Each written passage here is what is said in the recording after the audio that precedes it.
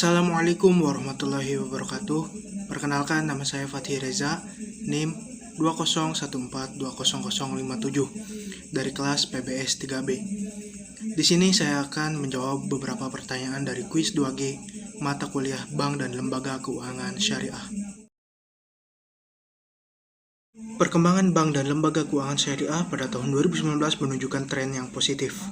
Pasalnya, Bank Umum Syariah mengeluarkan produk baru, yaitu model bisnis istisna. Pembiayaan istisna ini adalah penjualan barang berupa pesanan pembuatan barang dengan kriteria dan syarat tertentu yang disepakati antara pembeli dengan penjual. Industri pasar modal syariah sendiri terus berkembang positif pada tahun 2019. Hal ini karena strategi sosialisasi dari otoritas jasa keuangan yang dilakukan melalui kontak langsung dengan masyarakat umum atau melalui media sosial. Perkembangan ini juga didorong dengan berbagai sinergi dari OJK, pemangku kebijakan, dan pemangku kepentingan, antara lain yaitu DSN MUI, kementerian terkait, dan organisasi masyarakat serta perguruan tinggi. Sementara pada tahun 2020 sendiri, dunia terjadi suatu wabah yaitu pandemi COVID-19. Perkembangan dan perekonomian di Indonesia sendiri sangat tidak bagus, bahkan cenderung menurun hingga masyarakat bingung untuk bertahan hidup. Namun apabila dilihat dari situs resmi dari Otoritas Jasa Keuangan, bahwasannya tidak begitu menurun, namun ada juga peningkatan walaupun tidak tinggi. Sektor jasa keuangan syariah Indonesia terdiri dari 3 subsektor, yaitu perbankan syariah, pasar modal syariah, dan industri keuangan non-bank syariah. Bisa kita lihat sendiri pada perkembangan kinerja Bank Umum Syariah pada masa pandemi, yaitu tahun 2020 terjaga dan masih stabil bila dibandingkan oleh bank umum konvensional.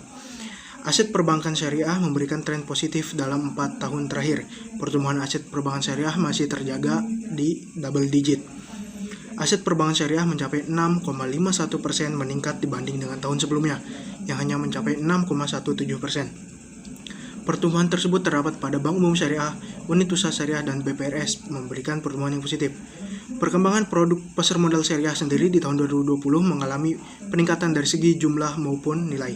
Dari segi jumlah produk, suku korporasi dan reksadana syariah menjadi paling meningkat cukup tinggi dibandingkan dengan produk lainnya, masing-masing yaitu sebesar 13,29% dan 9,06% dibandingkan pada tahun 2019.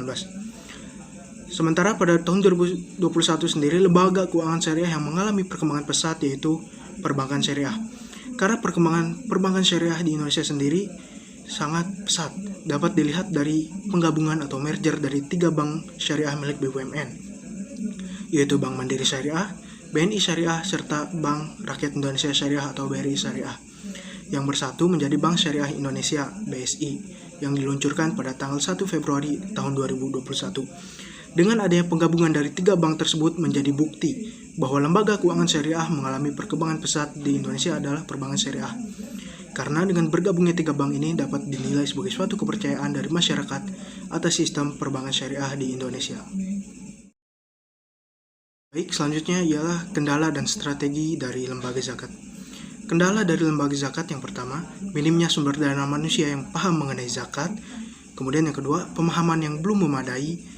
Yang ketiga, kesadaran masyarakat yang masih rendah.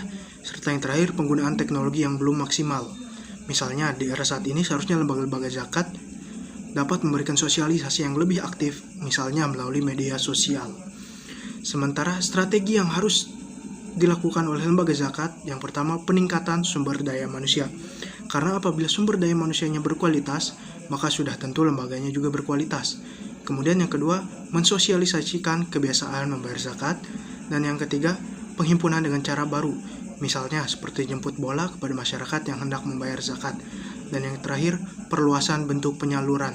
Misalnya penyaluran ini tidak hanya terfokus di satu wilayah saja, tetapi penyebarannya luas. Sekian dari saya, kurang lebihnya mohon maaf. Wassalamualaikum warahmatullahi wabarakatuh.